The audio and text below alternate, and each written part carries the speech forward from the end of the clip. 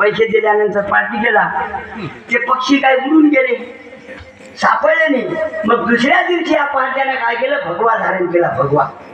भगवा धारण केल्याबरोबर त्या पक्षाला असं वाटलं की हे रोजचाच आहे म्हणे, पण आज भगवा धारण करून आला म्हणे, आज याच्या हाताखाली आपण सापडून जाऊ म्हणे, बुडाच्या नेहमी नर आणि मादी दोन्ही पक्षी. मग आला पार्टी, आल्याबरोबर त्याच्या पायाजवळ झाले दोन्ही पक्षी. आल्याबरोबर ते दोन्ही पक्षीला पकडून राजाकडे नेलं. त्याने राजाकडे नेल्यानंतर राजाने त्या दोन्ही पक्षीला एका याच्यामध्ये कोंडून दिलं आणि याची उद्या भाजी बनवायची. परमेश्वराला असं वाटलं या भगव्याच्या भरोश्यावर म्हणे दोन पक्षी फसले म्हणे, एका संताला गावामध्ये पाठवलं. मग संताला गावामध्ये आल्यानंतर संताला काय म्हणलं, मी वाद बसवतो, पोट बसवतो, अनेक बिमारी बसवतो. गावामध्ये फिरू लागला. फिरता लोकांना म्हटलं, आमच्या नंगाऱ्यावाल्या बापून, अहो म्हणे आमच्या राजाला कोड आहे म्हणे, तुम्ही बसवता का म्हणे. हो म्हणे बसवतो म्हणे. त्याला म्हणे राजाच्या राजवाडीमध्ये गेला. तो गेल्यानंतर राजाला विचारलं, काय केलं म्हणे तुम्ही म्हणे. अनेक प्रयत्न केले म्हणे. आता म्हणे एक इलाज आहे म्हणे, ते पक्षी म्हणे आहे म्हणे, दोन म्हणे त्याची भाजी बनवायची आहे. असं कर म्हणे, ते पक्षी सोडून दे म्हणे, तुझं पोट बसून देतो म्हणे. त्या पक्षीला सोडून दिलं, त्याच्या डोक्यावरून असा हात फिरवला, त्याचं पोट बसून दिलं. कारण की भगव्याच्या भरोश्यावर ते दोन्ही पक्षी फसले होते. भगवा हा परमेश्वराचा भेष आहे, भगवा हा भगवान आहे. म्हणून संतांना म्हटलेलं आहे भगवाचं धारण करू नये, पण धारण केल्यावर त्याचे नियमन आपण वागलं पाहिजे. म्हणून महाराज म्हणतात, काय म्हणतात, थोर माया मोह म्हणता दुर्मती दुर्गमाय, होय नेतो नाव बेटो शेवट सुमिलाय.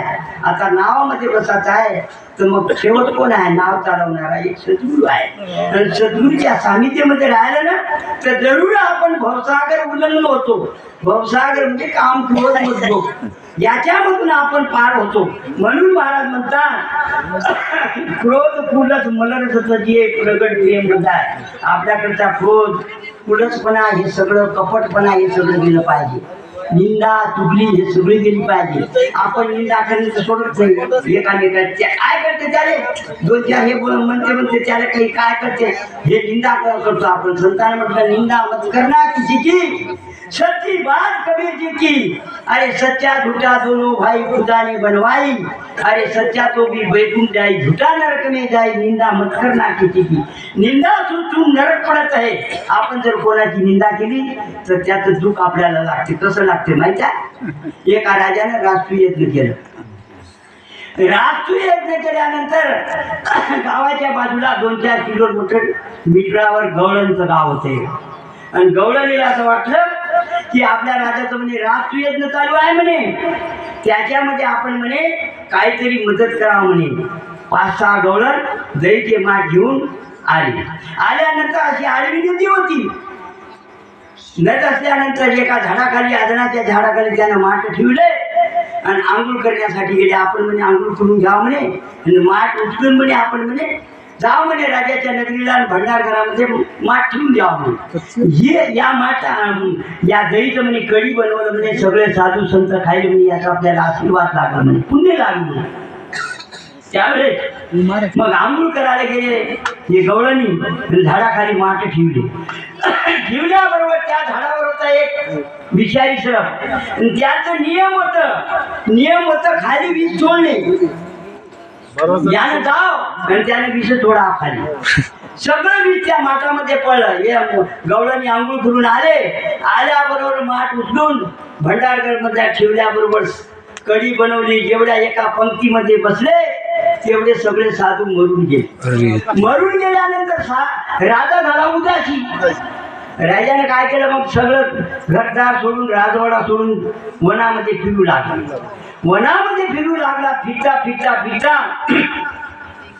त्या धर्मराजाला कळेना, न राजाचा दोष, न गवळणीचा दोष, न सर्पाचा दोष.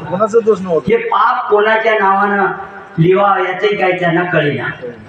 मग असं करता 12 दिवस झाले. 13व्या दिवशी त्याचं नियम होतं आखरीचं धर्मराजाकडे मग 13व्या दिवशी 2-4 लोक जंगलामध्ये लाकड तोडण्यासाठी जात होते.